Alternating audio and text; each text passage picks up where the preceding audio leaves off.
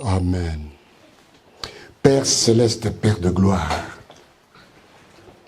nous te disons merci, Papa, parce que tu es présent dans ce lieu.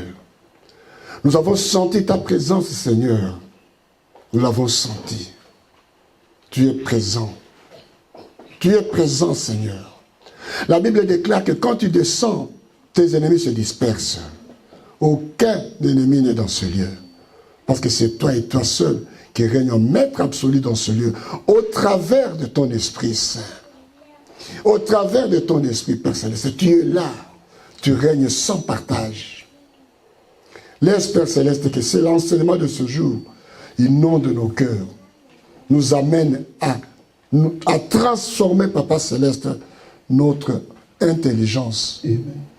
Nous amène à reconsidérer certaines choses que la religion nous avait apprises. Merci, Père Céleste, parce que tu es vivant, tu es présent. Merci, Père Céleste, parce que tu réponds à nos prières. Tu nous exauces, Papa. C'est l'une des promesses que tu nous as faites. Si vous demandez, je vais vous les donner. Merci, Père. Au nom de Jésus, ton Fils bien-aimé. Amen. Amen. Amen. Amen. Amen. Amen. Amen. Amen. La fois passée, nous avons appris, nous avons étudié sur l'héritage. Notre héritage se trouve dans le ciel. Alléluia. Amen. Notre héritage, c'est dans le spirituel. Alors, mes bien-aimés, par la nouvelle naissance, nous devenons enfants de Dieu. Nous allons lire ça dans l'évangile de Jean, chapitre 1, 12. Jean, chapitre 1, verset 12. Mais à tous ceux qui l'ont reçu, à ceux qui croient en son nom, elle a donné le pouvoir de devenir enfants de Dieu. Amen. Continue. Lequel sont nés non du sang, ni de la volonté de la chair, ni de la volonté de l'homme, mais de Dieu. Amen, amen, amen, amen, amen. Mais bien aimé, dans ce verset, nous voyons, la Bible nous dit, à tous ceux qui l'ont reçu, reçu qui? La parole, qui? Jésus-Christ. À ceux qui ont cru en son nom, elle, la parole faite chair, a donné le pouvoir de devenir enfant de Dieu. Le pouvoir de devenir enfant de Dieu. De devenir enfant de Dieu. Cela veut dire que nous n'étions plus enfants de Dieu. Nous le devenons lorsque nous croyons en Christ, lorsque nous recevons la parole incarnée qui s'appelle Jésus-Christ. Nous devenons enfants de Dieu. Alléluia. Amen. Alléluia. Amen. Alors lorsqu'on devient enfant, le père a des obligations. N'est-ce pas ça? Oui. J'ai dit la semaine dernière, lorsqu'une maman, une mère donne naissance à un enfant, avant même de donner naissance à l'enfant, que prépare-t-elle? Vous m'avez la layette, n'est-ce pas? Il y a tout déjà pour accueillir l'enfant. Dieu avait déjà tout préparé avant de nous accueillir dans sa famille. Alléluia. Amen. Romains 8, 16, 17. L'Esprit lui-même rend témoignage à notre esprit que nous sommes enfants de Dieu. Alléluia. Or, continue. Si nous sommes enfants, nous sommes aussi héritiers. Héritiers de Dieu et co-héritiers de Christ, si toutefois nous souffrons avec lui, afin de prendre aussi part à sa gloire. Asseyez-vous s'il vous plaît.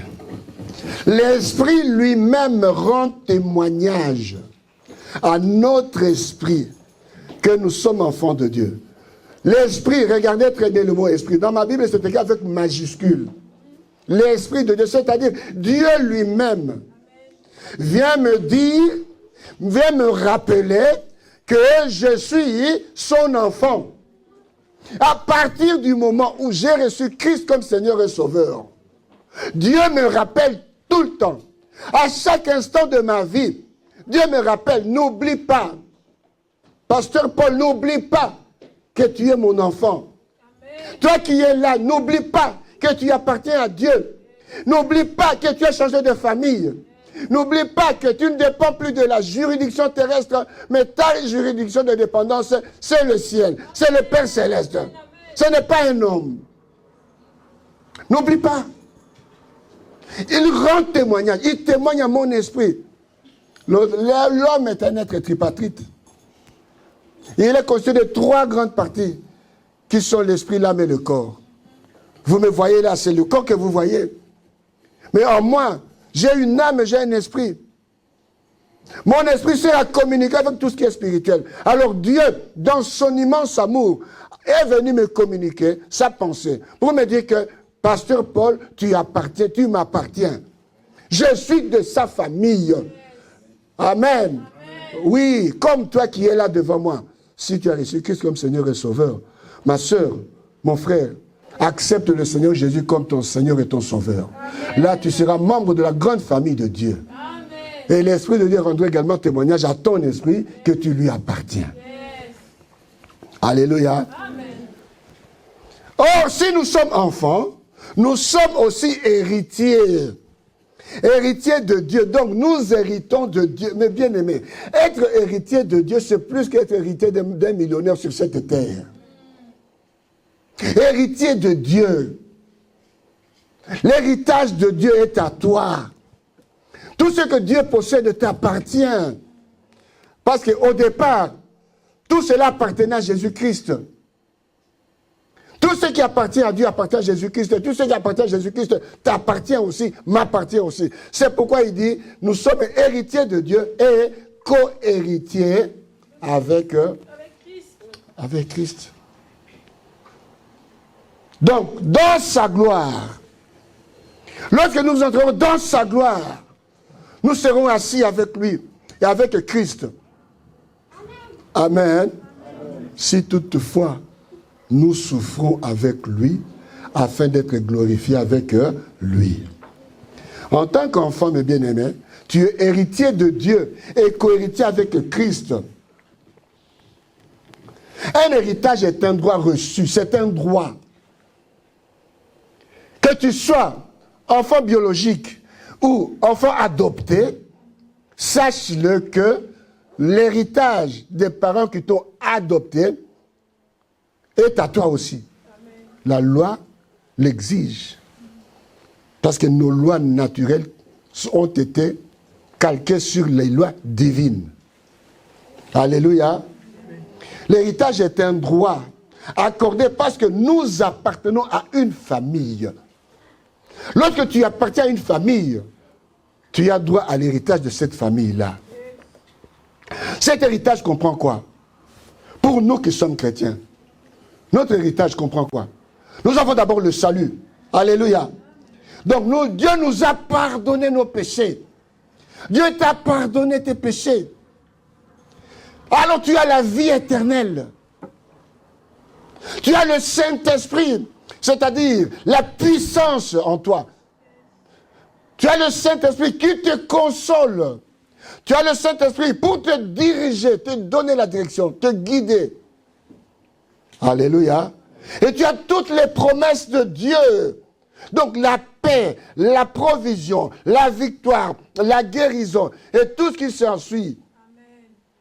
Dans tout cela, tu as une nouvelle identité. Yes.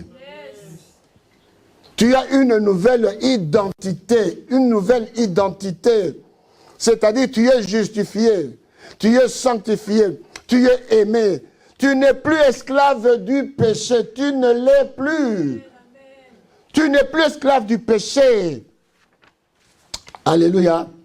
Mais il est important d'accepter et de croire dans cette nouvelle identité. Tu dois accepter cette identité. Tu dois l'accepter. Et tu dois te conduire comme une nouvelle créature à partir du moment où tu as cette nouvelle identité. Tu n'es plus un serviteur. Tu n'es plus un esclave. Parce que Christ nous a affranchis. Il nous a libérés. Il nous a renvoyés libres. Amen. Amen. Ou comme un héritier qui ne sait pas qu'il possède un héritage, c'est lui être un esclave. Si tu ne sais pas que tu possèdes un héritage, tu es un esclave. Amen. Amen. Maintenant, nous allons parler, mes bien-aimés, voir la partie pratique. Amen. Alléluia. Nombre chapitre 13 et 14. Il s'agit de 12 espions que Moïse a envoyés pour la conquête de la ville de Canaan. il leur a donné des instructions précises. Allez voir ce qui se passe. Et ensuite, revenez vers nous pour nous dire ce qui se passe là-bas. Alléluia. Amen. Alléluia. Ils sont partis, ils sont revenus. Je vais entrer en profondeur vers la fin de ce message. Alors, quels sont les obstacles qu'ils ont rencontrés là-bas? Ou quels sont les obstacles qui t'empêchent de posséder ton héritage ou d'entrer dans ton héritage? Premier obstacle, c'est la désobéissance. Deuxième obstacle, c'est l'immaturité. Troisième obstacle, la peur. Quatrième obstacle, l'ignorance. Dans la désobéissance, il y a tout ce que vous savez. Tous les péchés se regroupent dans la désobéissance. Ça ne vaut pas la peine d'énumérer tout. Non, vous savez que c'est la désobéissance qui a dégénéré la chute de l'homme. Alléluia. Et à cela s'ajoute l'immaturité, la peur et l'ignorance. Alléluia. Amen. Dans Nombre 13, 14, nous avons la peur. Dans l'immaturité, nous avons le texte de Luc chapitre 15 dont on parle du fils prodigue. Amen. Amen. Amen. Voilà mes bien-aimés, nous allons parler du fils prodigue. Dans Luc chapitre 15, versets 11 et 12. Il dit encore, un homme avait 2 fils. Le plus jeune dit à son père, mon père, donne-moi la part de bien qui doit me revenir. Écoutez très bien. Hein? Il avait combien de fils? 2. Le jeune a demandé quoi? La part des biens qui lui reviennent, n'est-ce pas?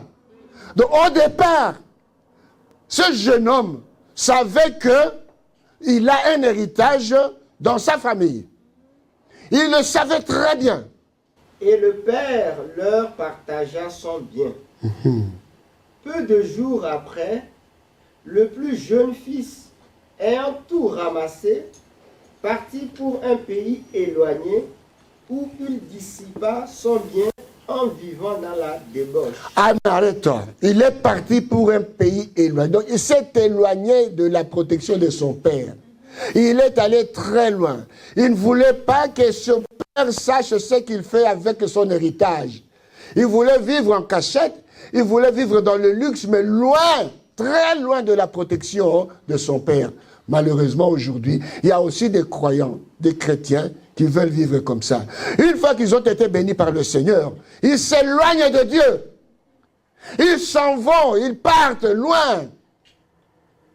Cela fait partie de ce qu'on appelle l'immaturité. Alléluia. Amen. Lorsqu'il eut tout dépensé, il a fait quoi? Hein? Il eut tout dépensé. Il a tout dépensé. Le Seigneur peut te bénir aujourd'hui. Mais tant que tu es immature, tu dépenseras toute cette bénédiction-là. Tu ne penseras même pas à l'avenir. C'est ce qui se passe malheureusement dans la vie de beaucoup de personnes que nous appelons accidentellement chrétiens.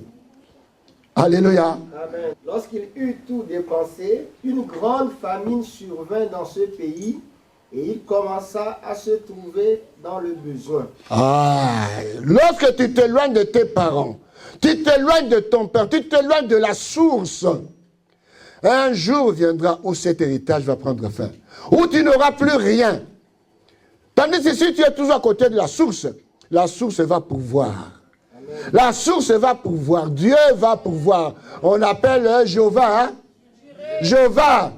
Ah oui, parce que c'est un Dieu qui pourvoit. Il alla se mettre au service d'un des habitants du pays qui l'envoya dans ses champs garder les pourceaux. Arrête-toi là. Si tu continues à être immature, lorsque tu ne manqueras à manger et à boire, lorsque tu manqueras un endroit où dormir ou poser la tête, tu iras te faire esclave.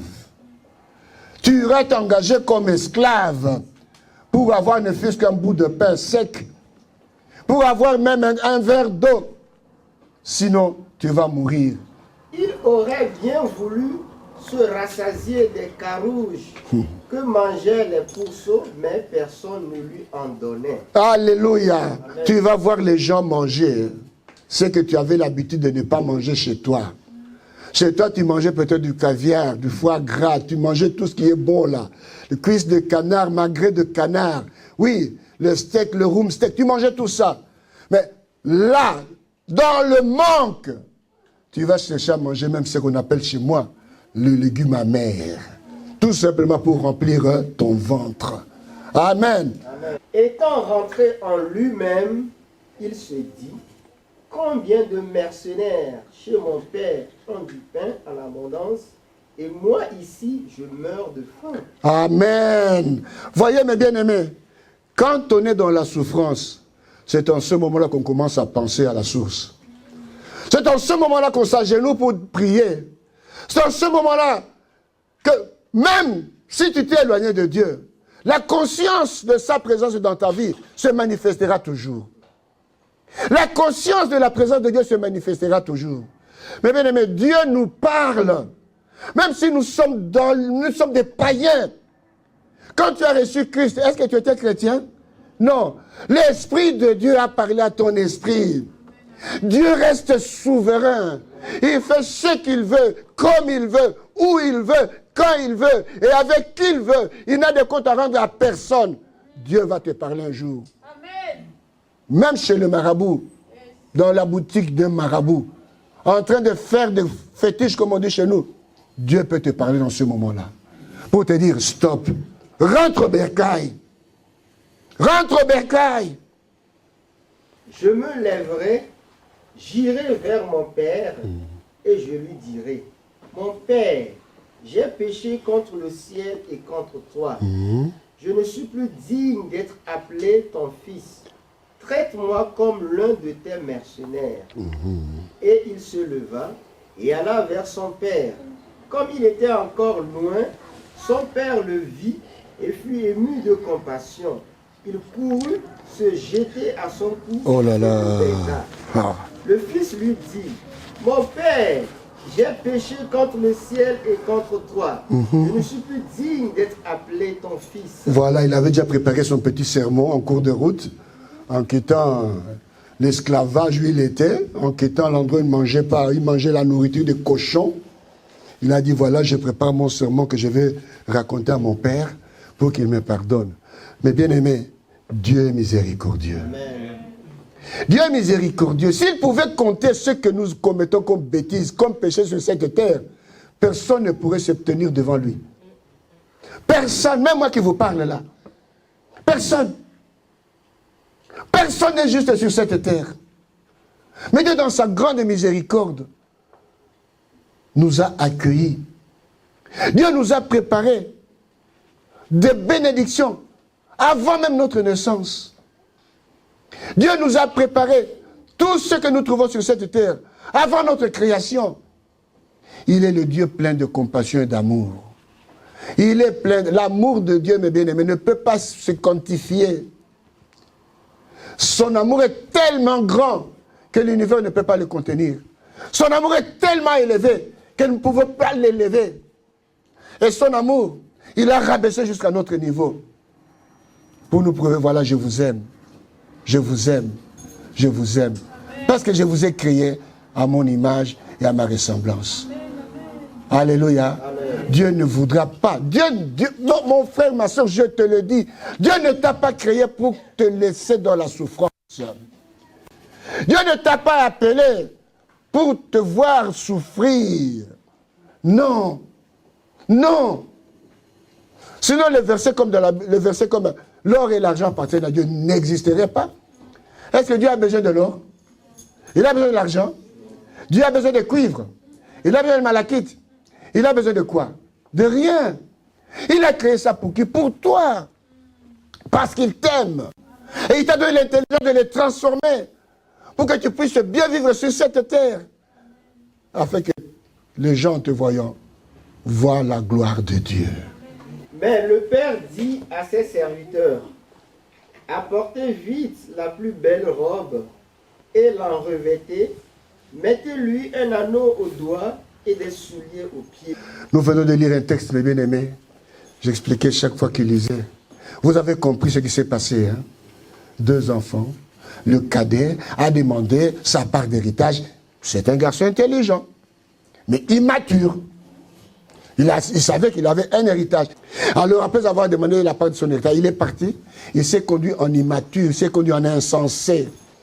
Comme la plupart de nous qui sommes là, une fois que nous sommes bénis, nous partons, nous allons vivre dans la débauche, nous oublions la source, nous n'appelons même pas. Et je suis certain que ce jeune homme-là n'appelait même pas son père. Il n'appelait pas. Tant que l'argent était là, il voyait autour de lui des amis qui le suivaient parce qu'il avait l'argent. Allez lui demander, quand il n'avait plus l'argent, est-ce qu'il a eu des amis autour de lui? C'est ce qui risque d'arriver à celui qui va désobéir à Dieu, d'aller vivre dans la débauche avec la bénédiction de Dieu. Mais que cela ne soit pas ton partage. Amen. Que cela ne soit pas ton partage. Amen. Lorsque Dieu va te bénir, il t'a déjà béni, c'est-à-dire matériellement, financièrement, ne t'éloigne pas de cette source-là. Reste toujours connecté à la source. Alléluia. Amen. Le Père l'a accueilli avec amour. Le Père l'a restauré. Il lui a mis une bague, sandales, robe. Il a organisé une fête. Mais comme croyants, mes bien-aimés, nous ne sommes plus esclaves. Tu as reçu Christ comme Seigneur et Sauveur. Toi qui es croyant, moi qui suis croyant. Nous qui avons reçu Christ comme Seigneur et Sauveur. Nous sommes des enfants bien-aimés. Nous ne pouvons pas revenir auprès de Dieu, même après avoir péché, lui dire que Seigneur, considère-moi comme un esclave. Non. Non, non, non, non, non, non, non, non, non, non, non. Tu t'approches de Dieu avec assurance, sachant que ton pardon va sonner dans ses oreilles. Ta façon de parler avec déférence devant lui va toucher son cœur. Dieu a un cœur sensible. Il va te pardonner. Il va te restaurer. Il va te reconsidérer. Il va continuer à te considérer comme son fils. Alléluia. Amen. Rentrons, revenons dans la maison de notre Père. Cela prouve que Dieu nous a parlé. Nous avons entendu son message. Nous rentrons maintenant auprès de lui, dans la maison du Père. Mais pour cela, mes bien-aimés, pour ceux qui s'éloignent de Dieu, qui reviennent, une fois revenus, il faut travailler ta mentalité. Amen. Il faut travailler ta mentalité. Car beaucoup ont encore la mentalité de l'esclave, comme le fils prodigue qui est revenu. Il dit à son père, considère-moi comme un esclave. Comme un serviteur, pardon. Comme un serviteur. Mais nous, quand nous rentrons près de Dieu, nous n'allons pas faire ce genre de plaidoirie. Nous allons dire, Seigneur, je reviens, je suis ton fils, accepte-moi. Ta miséricorde est là. Je puise ma part de miséricorde, Seigneur. Alléluia. Le renouvellement de l'intelligence est nécessaire. Très, très important. Éphésiens chapitre 4, verset 23. Si du moins vous l'avez entendu, et si conformément à la vérité qui en est Jésus, c'est en lui que vous avez été instruits à vous dépouiller. Plus regard à votre vie passée, du vieil homme qui se corrompt par les convoitises trompeuses, à être renouvelé dans l'esprit de votre intelligence. À être renouvelé. Le vieil homme qui se corrompt doit être renouvelé par l'intelligence.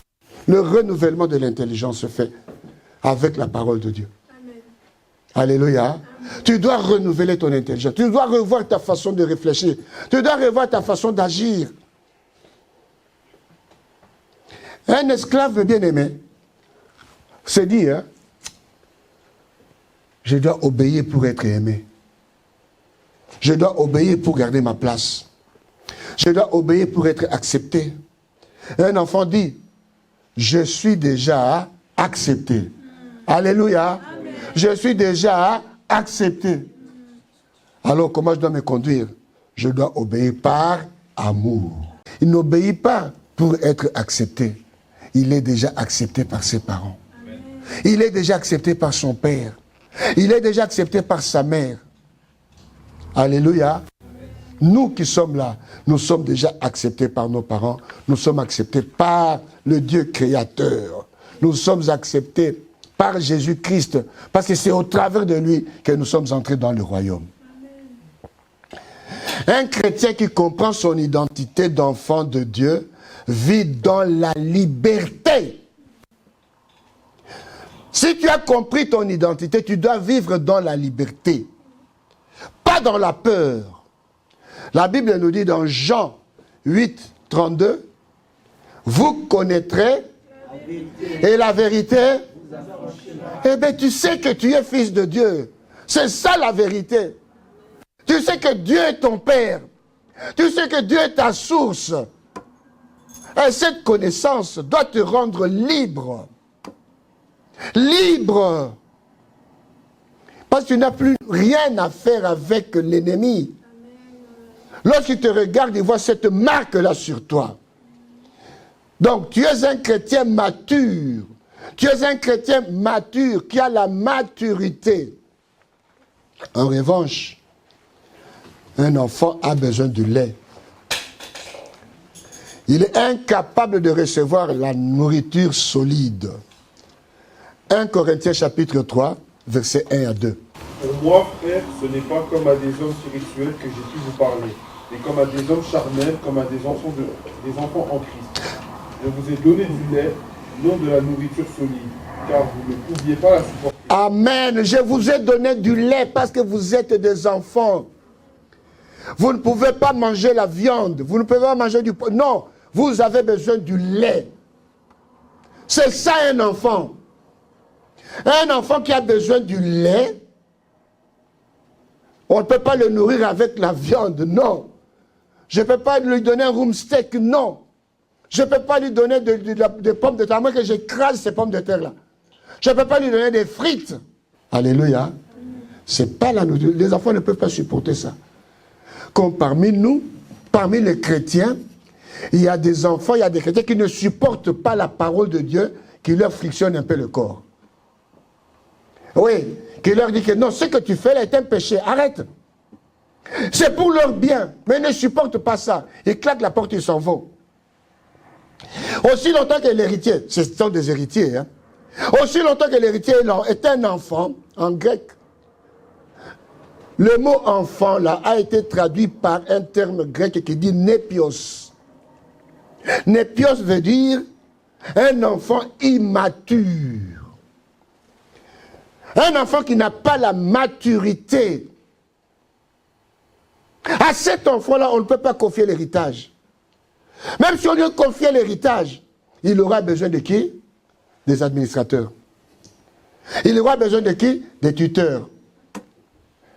Il ne pourra jamais aller à la banque, signer son chèque, déposer, dire, bon, verser, donnez-moi autant. On ne lui donnera pas. Parce qu'on ne peut pas le faire. C'est un enfant. Il est immature. Il n'a pas l'âge de gérer son héritage. Il ne diffère en rien à un esclave. Il ne diffère en rien à un serviteur. Quoi qu'il soit maître de tous ses biens. Beaucoup de chrétiens.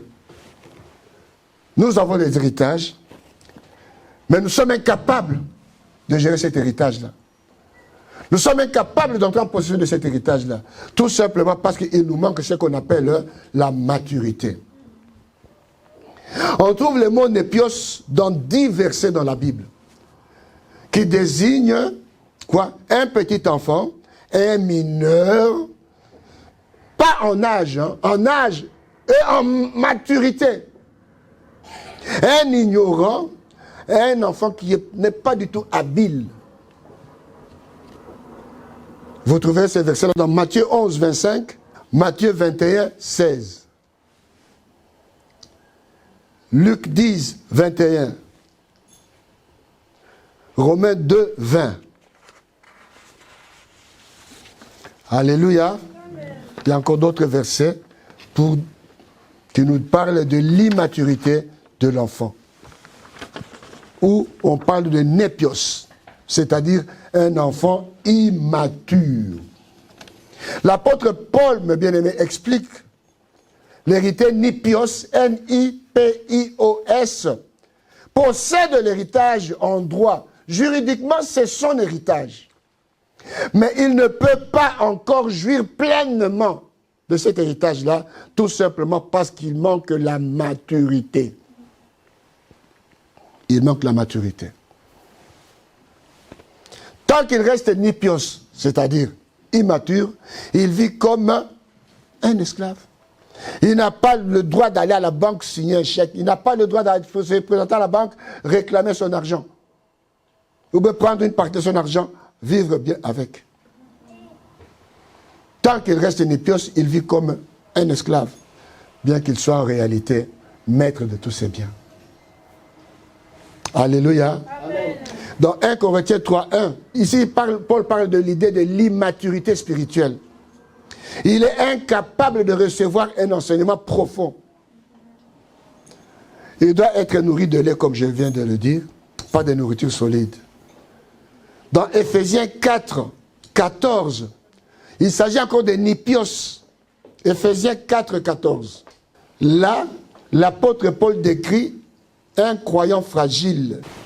Afin que nous ne soyons plus des enfants flottants et emportés à tout vent de doctrine par la tromperie des hommes, par leur ruse dans les moyens de séduction, mais que professant la vérité dans la charité, nous croissions à tous égards en celui qui est le chef, Christ. Alléluia. Ici, l'apôtre Paul met en exergue un croyant fragile, un croyant instable, un croyant manipulable à souhait. Parce qu'il suffit qu'il apprenne que là-bas, quand tu vas là-bas, le pasteur là parle, il va te décrire toute ta vie, depuis ta naissance jusqu'aujourd'hui. Toi, tu cours, tu vas là-bas, tu écoutes, tu entends, et après, est-ce que ta vie a changé? Non, il t'a raconté ta vie, ce que tu étais.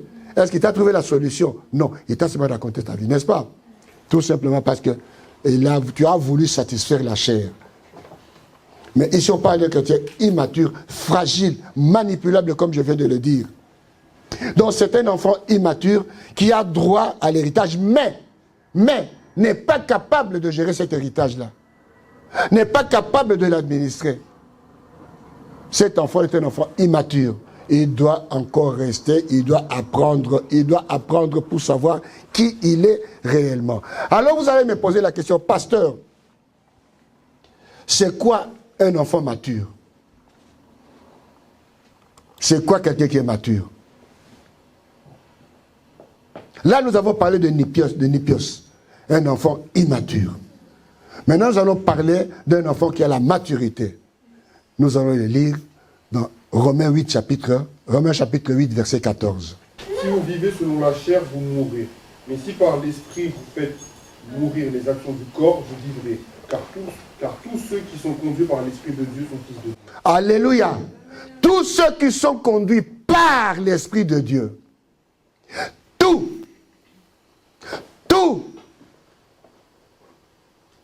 ceux qui sont conduits par l'Esprit de Dieu sont fils de Dieu. Alors, un fils de Dieu, c'est lui qui se laisse diriger par l'Esprit de Dieu. L'Esprit de Dieu.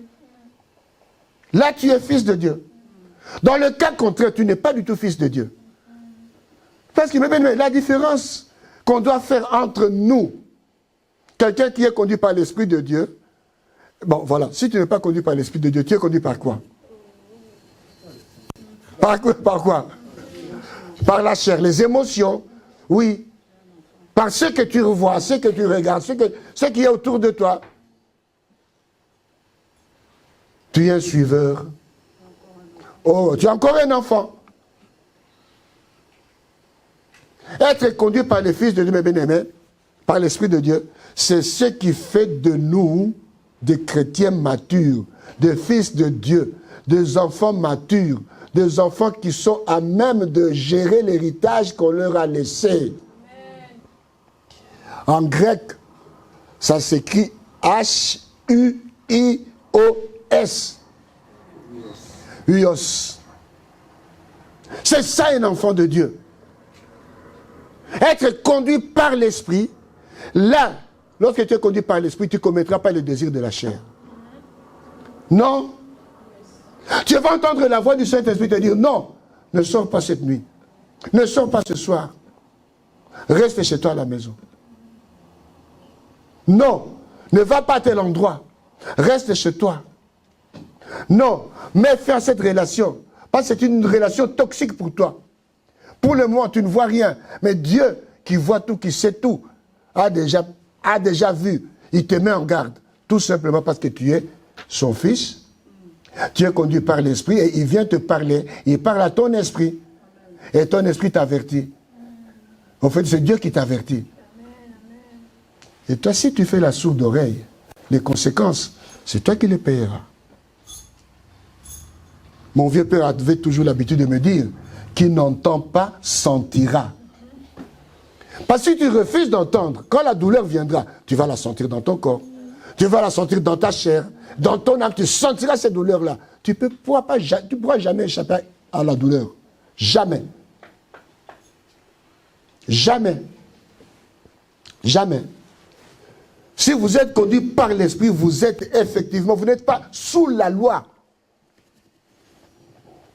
Galates 5, 18. Lorsqu'on est conduit par l'Esprit de Dieu, on n'est plus sous la loi. On est dirigé par l'Esprit. Tu n'es plus sous la loi. C'est ce qui fait notre différence. La différence entre nous, les Huios, et les autres qu'on appelle les Nipios. La différence, c'est là. Pose-toi la question. Est-ce que toi, tu es conduit par le Saint-Esprit? Tu es conduit par l'Esprit de Dieu pour mériter de gérer l'héritage de Dieu? Tu es conduit par l'Esprit? Toi-même, tu peux répondre à cette question. La différence réside dans ce que le fils mature est conduit par l'Esprit de Dieu. Le fils immature n'est pas conduit par l'Esprit de Dieu. Il est conduit par les émotions, par la chair, par ce qu'il voit.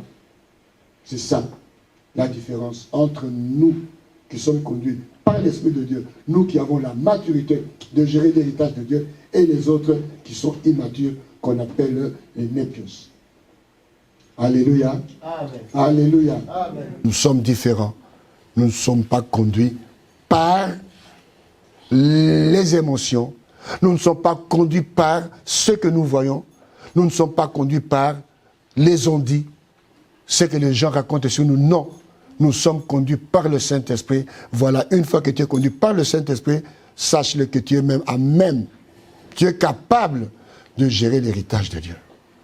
Tu es capable. Dans le cas contraire, il faudra revoir ta conduite. Il faudra aller auprès de Dieu, lui dire, Seigneur, je veux me laisser conduire par toi. Je veux me laisser conduire par le Saint-Esprit. Pas par mes émotions. Pas par mes émotions. Alléluia. Alléluia. Un enfant adopté. Nous qui sommes les enfants adoptés par le Seigneur, sachez-le, nous devons savoir que nous avons les mêmes droits. Nous avons les mêmes droits que celui que nous avons trouvé sur place à côté de Dieu. Amen. C'est la raison pour laquelle on dit, nous sommes héritiers de Dieu et co-héritiers avec Christ. Donc nous avons les mêmes droits. Nous avons le droit de porter même le nom de notre Père. Nous portons le nom de Christ, non? On nous appelle chrétiens, non? Chrétien veut dire quoi? Petit Christ, comme Christ. Nous avons droit à l'héritage, comme le Seigneur Jésus-Christ.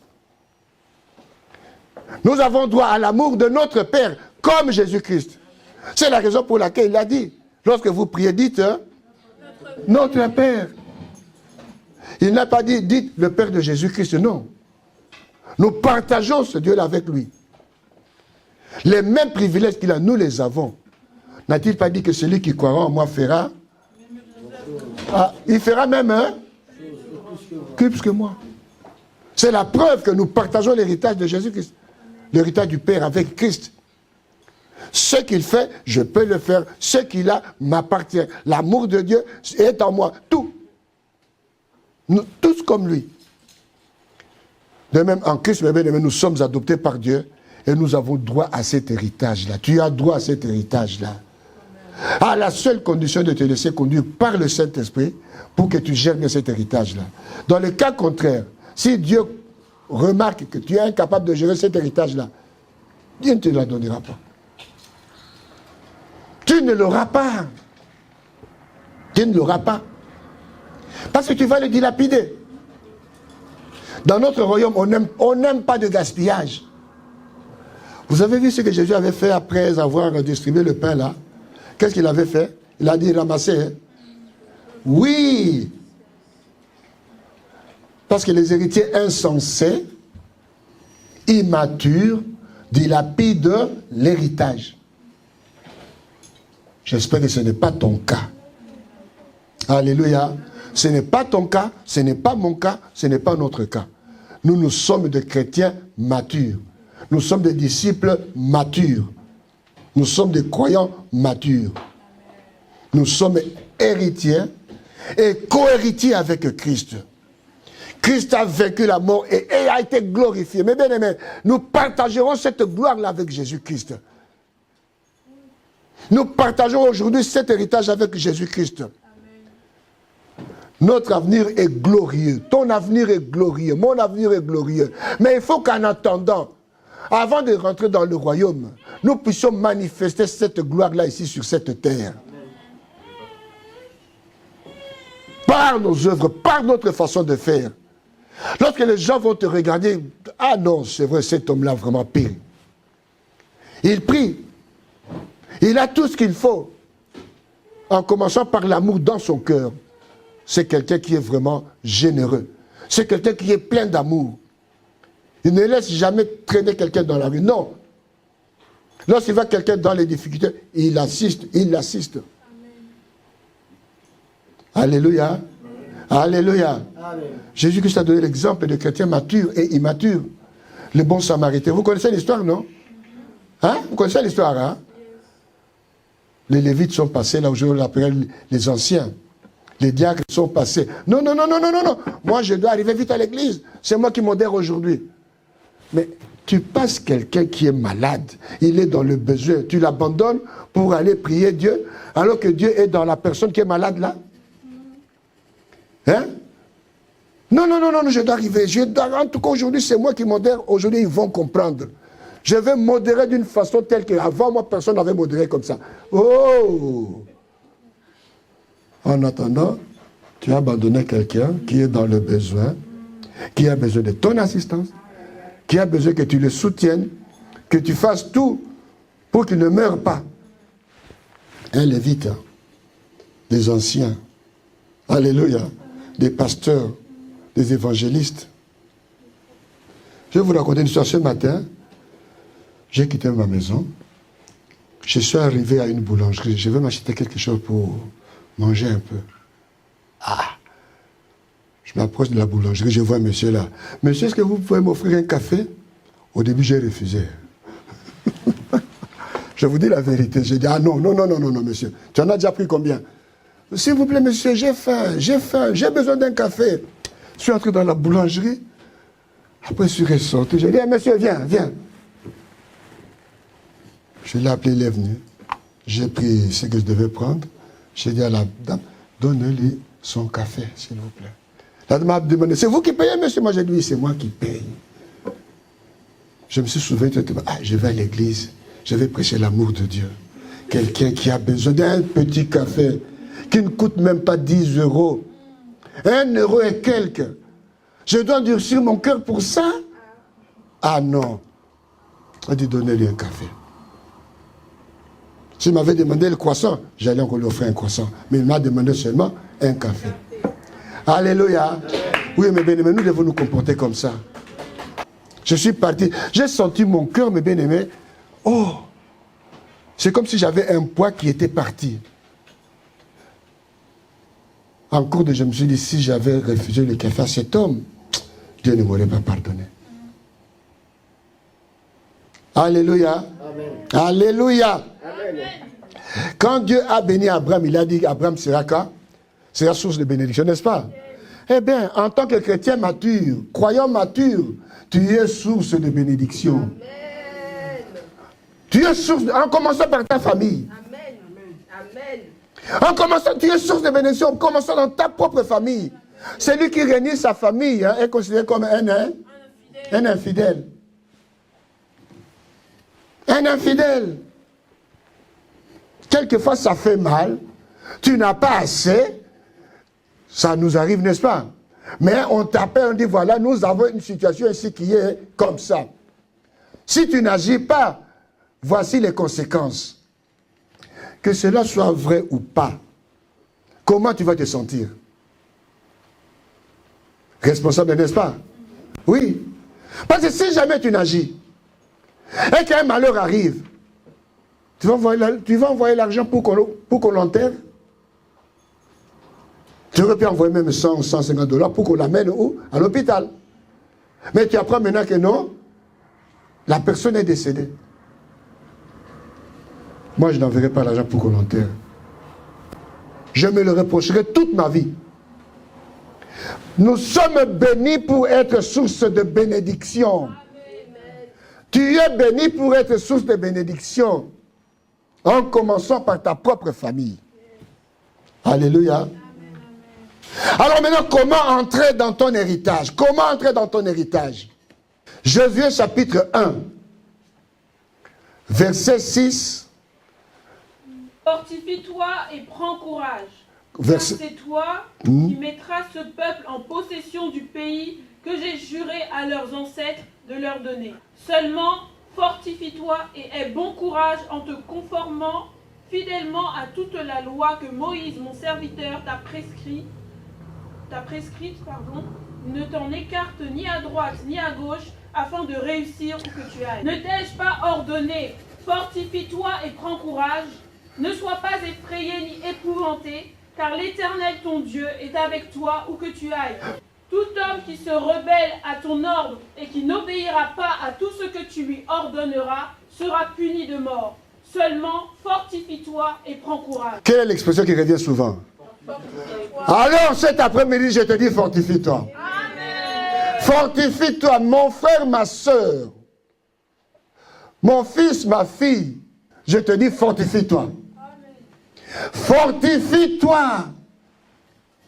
Tout simplement parce que l'ennemi ne te laissera pas en paix entrer dans ton héritage facilement. Il va te barrer la route. Il va te barrer la route. Il va te barrer la route. Fortifie-toi et prends courage. Fortifie-toi, ma soeur. Fortifie-toi, mon frère. Ne te détourne pas de la parole de Dieu. Médite la nuit et jour. Prie, jeûne. Quand Dieu donne, il donne déjà. Dieu ne va plus se mettre devant toi pour dire, voilà, je suis devant, suis-moi. Non, il t'a déjà équipé. Il t'a dit, je te donne ça au présent. Il n'a pas dit, je te donnerai. Je te le donne. Amen. Je te le donne. Prends-le, saisis-le. Et je t'ai équipé pour affronter l'ennemi et le terrasser. Fortifie-toi. Nous entrons dans notre héritage par la foi. Puisque Dieu a dit, je vais agir. Puisque Dieu m'a parlé, c'est à moi. Dieu me l'a donné, ça m'appartient. Cet héritage est à moi. Pas une autre personne. Mais il y aura toujours des embûches. L'ennemi va te tendre des pièges. Mais toi, fortifie-toi. Fortifie-toi. Si tu te fortifies, tu es un chrétien, hein? Ios. Alléluia. Amen. Par la foi, va conquérir ton héritage. Par la foi, reçois ton héritage. Par la foi, mets l'ennemi hors d'état de nuire. Par la foi, dis Seigneur, je saisis parce que tu me l'as dit. Cet héritage m'appartient. Nombre chapitre 13. Voici ce qu'il raconte à Moïse. Nous sommes allés dans le pays où tu nous as envoyés. À la vérité, c'est un pays où coule le lait et le miel, et en voici les fruits. Voilà, mon frère, ma soeur. L'héritage que Dieu te donne, hein, c'est un héritage qui n'a pas de prix. C'est un héritage, lorsque tout le monde va voir comme ça, sera étonné. Mais seulement, il faut l'apprendre, il faut le prendre, il faut le saisir. Mais le peuple qui habite ce pays est puissant. Les villes sont fortifiées, très grandes. Nous y avons vu les enfants d'Anak.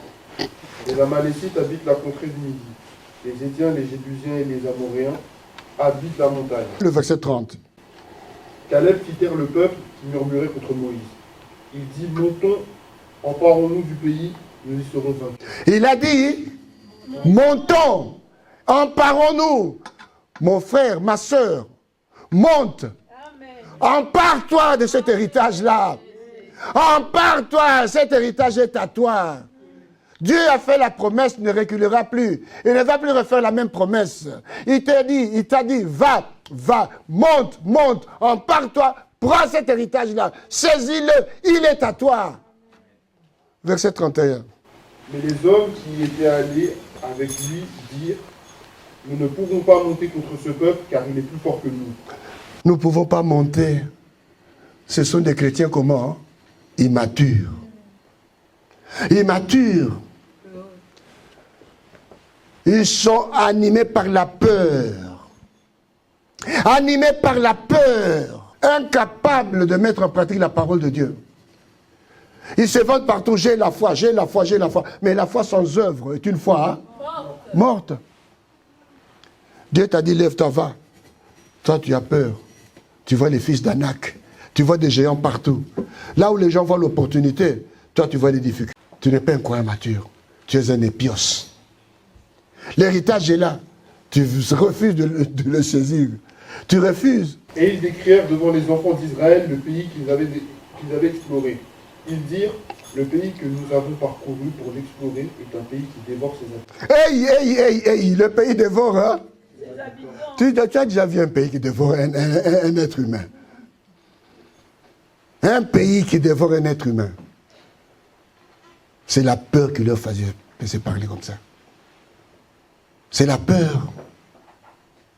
Voici ce qui peut t'empêcher de saisir ton héritage.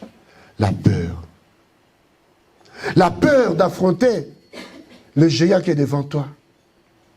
La peur. Et encore la peur. Chapitre 14, verset 9. Seulement, ne soyez point rebelles contre l'Éternel et ne craignez point les gens de ce pays. Car ils nous serviront de pâture, ils n'ont plus d'ombrage pour les couvrir. Ah, ils n'ont plus pour voilà le langage d'un chrétien mature. Le langage d'un croyant qui a la maturité. Le langage d'un croyant qui s'appuie sur la parole de Dieu. Le langage d'un croyant qui a la foi dans la parole de Dieu. Un croyant mature a la foi dans la parole de Dieu. Ce que Dieu a dit, c'est ce qu'il doit faire. Le verset qui dit qu'à leur yeux nous étions. Nous y avons vu les géants, les descendants d'Anak qui sont issus des géants. À nos yeux et aux leurs, nous étions comme des sauterelles. À nos yeux, d'abord à tes propres yeux, tu te vois comme une sauterelle. Vous savez ce qu'est une sauterelle? Une sauterelle. Comment toi, créé à l'image de Dieu, à la ressemblance de Dieu, tu te considères comme une sauterelle? Qui tu insultes là? Qui tu insultes? Dieu qui t'a créé. Il a mis son esprit en toi. Il t'a appelé. Il t'a dit, voici ce que j'ai fait pour toi. Mais tu dis, non. D'accord. À tes propres yeux, tu es une sauterelle. Mais comment tu peux voir que, aux yeux de celui qui est devant toi, tu es encore une sauterelle? Tu insultes Dieu 2 fois. Tu insultes Dieu. Et tu dis là, je suis héritier. Tu es héritier de quoi? Tu es héritier de quoi? Tu es héritier de quoi? Parce qu'à tes propres yeux, tu es une sauterelle. Aux yeux de ton adversaire, tu es une sauterelle. Comment est-ce que tu entreras dans l'héritage de ton père? On doit t'affecter des administrateurs. Tu auras toujours besoin d'un tuteur à côté pour gérer tes biens. On ne va pas te confier le chéquier. On ne va pas te confier l'entreprise. Non, tout simplement parce que tu es encore une sauterelle. Et tu resteras sauterelle. Que cela ne soit pas ton partage. Amen. Non. Non. Peu importe la personne qui sera devant toi. Même s'il est habillé en 3 pieds, c'est tout ce que tu veux. Ce n'est rien. Ce n'est que l'extérieur. Ce n'est que l'extérieur. Ne te vois pas petit devant lui. Non. Toi, tu es équipé par l'Esprit de Dieu. Tu marches par l'Esprit. Dieu est avec toi. Tu n'es pas inférieur à lui. Tu es un être humain. Tu es un être humain, pas une sauterelle. Alléluia. Amen. Alléluia. Amen. Ne vous conduisez pas comme des mendiants. Ne nous conduisons pas comme des esclaves. Ne va pas jusqu'à hypothéquer ta vie parce que tu cherches un travail. Non. Garde toujours ta dignité en tant qu'enfant de Dieu, en tant qu'héritier de Dieu. Garde ta dignité. Ne va pas vendre n'importe quoi pour obtenir une telle faveur. Non, évite, ne le fais pas. Ne le fais pas. Bats-toi autrement. Dans la prière, dans le jeûne, dans la déclaration de la parole de Dieu. Bats-toi comme ça. Dieu va t'ouvrir les portes. Ne va pas compromettre ta vie parce que tu cherches un emploi, parce que ceci. Mais bien aimé, l'héritage n'est pas automatique. C'est par la foi, c'est par la foi, c'est par la foi que tu vas l'acquérir. C'est par la foi que tu seras un véritable héritier.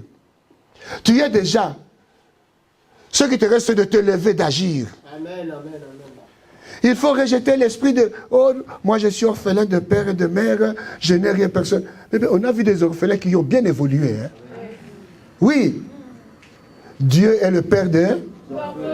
Il est le défenseur de... Et alors? Et alors?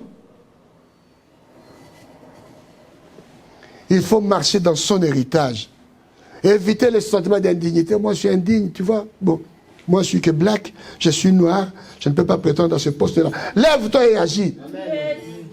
Un pays comme les États-Unis d'Amérique, qui pouvait savoir qu'un noir dirigerait ce pays-là? Qu'est-ce qu'il disait? Yes, we can. Oui, nous pouvons. Toi aussi, oui, tu peux. Amen. Que la couleur de ta peau ne soit pas une barrière. Détruis-la.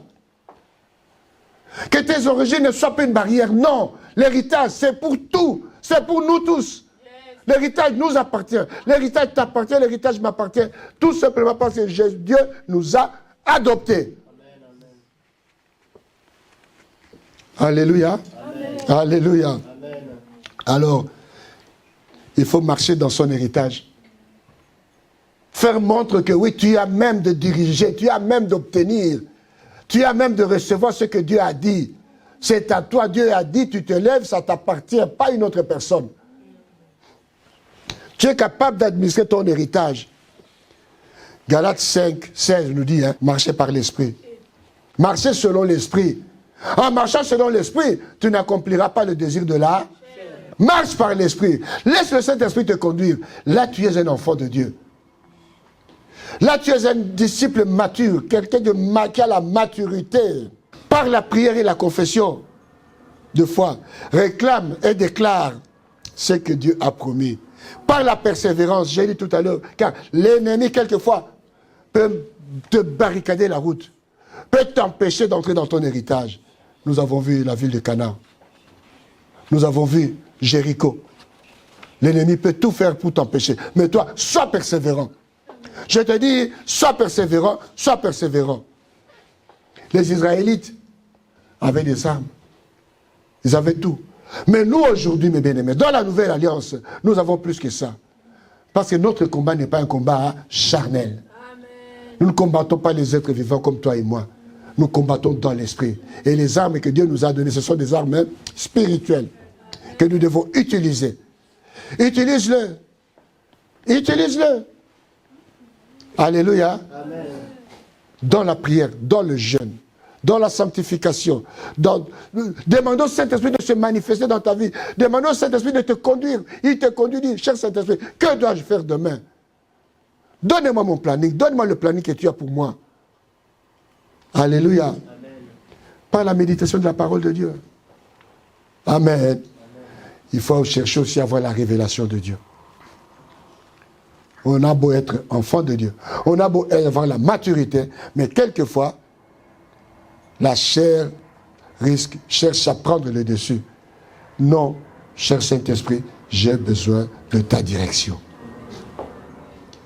Par le service, comme j'ai dit tout à l'heure, quand Dieu a béni Abraham, il a dit toutes les nations de la terre seront bénies en toi. Et toi qui es là, tu es béni, et toute ta famille sera bénie en toi. Oui. Tu es une source peut-être pour ta famille, mais tu ne le sais pas. En marchant chaque jour comme un héritier, pas marcher comme ça dans la rue, les épaules voûtées. Mais non. Tu vas dire à Dieu que Dieu donne. Tu vas dire que Dieu te donne la santé. Tu vas dire à Dieu, marche avec toi. Non. Même si tu n'as pas mangé chez toi à la maison, marche tête haute. Ne manifeste pas ta pauvreté dans la rue comme ça, non. Ton Dieu n'est pas un Dieu qui est pauvre, non. Tout le monde te voit, tout le monde a peur de toi, tout le monde te voit. Eh, pasteur, comment ça va? Ah, vous savez, ce jour-ci, j'ai fait 2 jours sans manger. Je vais aller prêcher l'évangile à une personne à qui je dis ça. Hein? Je n'ai pas mangé, je n'ai pas l'argent pour payer mon transport. Je vais aller prêcher l'évangile à une personne à qui je dis ça. Si ton Dieu est capable de te donner l'argent pour ton transport, alors que j'ai un Dieu puissant, un Dieu riche, je dois vivre chaque jour comme un héritier. Amen. Je dois marcher comme un héritier. Amen. Respirer comme un héritier. Manger comme un héritier. Voir comme un héritier. Parler comme un héritier. Pour manifester la gloire de Dieu. Amen. Je ne vais pas l'exposer ma pauvreté partout. Non, pas la mienne. Hein. Ne va pas exposer ton manque partout. Non. Un héritier ne marche pas comme ça. Est-ce que toi, tu vas voir le prince William passer à la télévision dire que, voilà, ici en Angleterre, nous manquons ceci, nous manquons cela. Il ne fera jamais ça. Parce qu'il a tout. Toi aussi, tu as tout. Tu as tout. Tu as tout, mon frère. Tu as tout, ma soeur. Marche comme quelqu'un qui a tout. Ça peut arriver, la souffrance. Vous savez à quoi sert la souffrance? À quoi servent les épreuves? Non, Dieu est en train de t'émonder pour que tu atteignes la stature parfaite de Jésus-Christ. Tu dois passer par ces épreuves-là. Pour que ta sanctification soit totale et complète. Nous passons par des épreuves. Christ lui-même est passé par des épreuves. Toi et moi, nous passerons aussi par des épreuves. Mais que cela ne soit pas l'occasion pour dénigrer notre Seigneur. Jamais. Jamais. Dieu t'émonde. Il enlève ce qui n'est pas pour sa gloire dans ta vie. Alléluia. Cela fait partie du processus de la sanctification, de la mise à part pour Dieu. Dieu nous éduque. Parce qu'un héritier qui n'est pas éduqué, un héritier qui n'est pas instruit, commettrait des bêtises. Donc, il y aura des moments où tu demandes quelque chose à Dieu, Dieu regarde, ce n'est pas le moment. Tu dois attendre. Tu dois attendre. Tu peux beau pleurer, tu ne l'auras pas.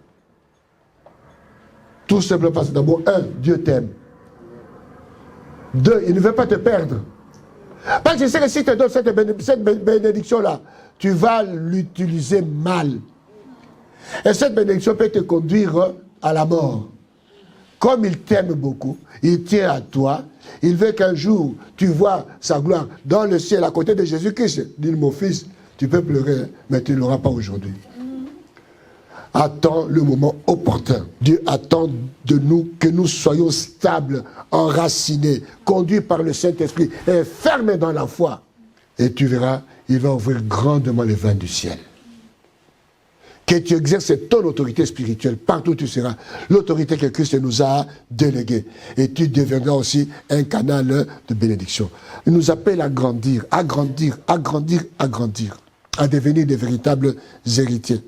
Décide-toi aujourd'hui de quitter l'immaturité. Engage-toi à nourrir ta vie de la parole de Dieu. Laisse le Saint-Esprit te conduire chaque jour. Accepte les épreuves comme étapes de croissance. Les épreuves sont des étapes de croissance. Alors tu ne seras plus un chrétien en droit, mais un fils. Une fille qui manifeste son héritage dans la gloire du Seigneur.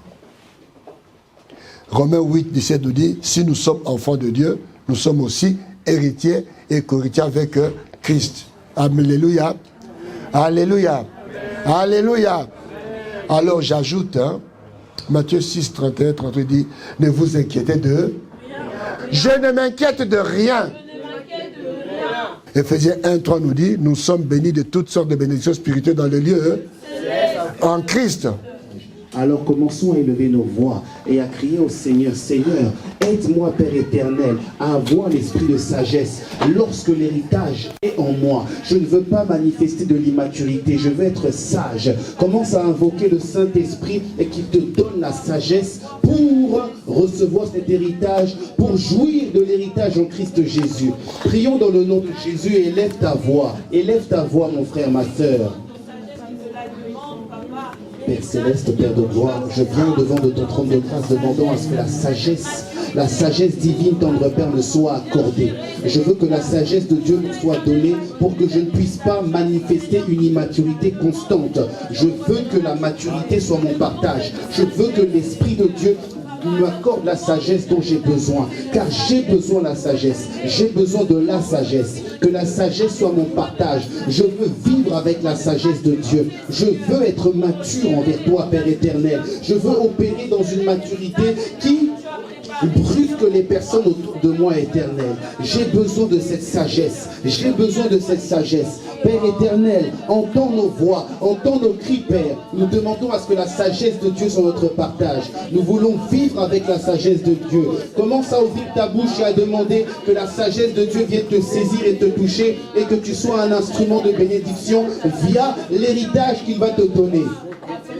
Esprit Saint de Dieu, je veux vivre avec cette sagesse car j'ai besoin de la sagesse de Dieu. J'ai besoin de cette sagesse divine éternelle. Je veux manifester cette sagesse, Père éternel, que lorsque l'héritage me soit donné, lorsque l'héritage me sera donné, je veux vivre avec la sagesse de Dieu pour jouir des fruits que tu vas me donner, pour jouir de l'héritage que tu vas me donner, éternel. J'ai besoin de cela. J'ai besoin de la sagesse éternelle. Donne-moi cette intelligence divine. Donne-moi l'intelligence divine pour gérer, pour avoir la gestion de tous ces biens que tu vas m'accorder, éternel, de toutes ces bénédictions, de toutes les personnes qui graviteront autour de moi. Accorde-moi cette sagesse-là, éternel. Accorde-moi, tendre Père, l'intelligence pour gérer, tendre Père, tout ce que tu m'accordes, pour gérer tout ce que tu m'accorderas, car j'ai besoin de la sagesse. J'ai besoin de la sagesse éternelle. Viens renouveler en nous cette intelligence. Renouvelle en nous cette intelligence, Père éternel. Car